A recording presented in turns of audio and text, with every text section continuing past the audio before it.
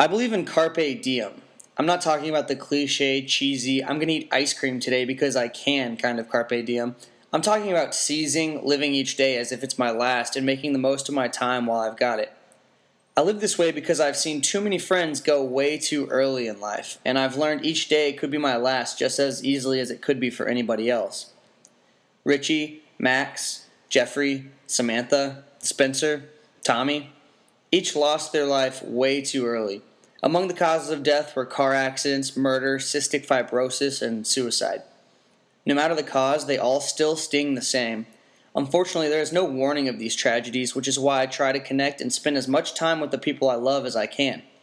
There are few feelings worse than losing a friend your own age, but that feeling is only compounded when distance, time away from each other, and busy schedules kept you from staying in touch.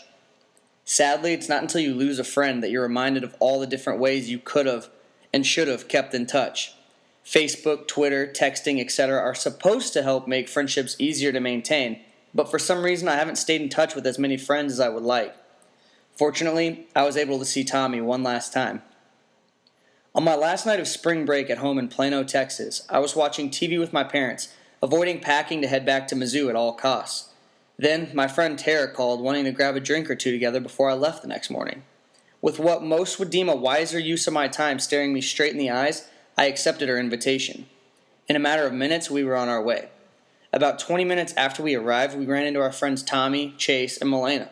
We ended up staying much longer than I originally expected, but the time catching up together was well worth it, even with an early flight to St. Louis looming and an empty suitcase that wasn't going to fill itself waiting for me at home. Little did I know this would be the last time I would see Tommy, and I'm so grateful for the time I got to spend with him that night. So this is why you might find me at a sports bar with friends on a random Tuesday night, or why I'll put off completing an assignment so I can Skype with a friend I haven't seen in months instead. Anytime I have the opportunity to connect with a friend, I'm going to take it. In 20 years, I won't remember the early morning I spent frantically throwing my clothes in a suitcase, fully feeling the effects of a fun night with friends. I'll forever remember Tommy and the last time I ever saw him until we meet again.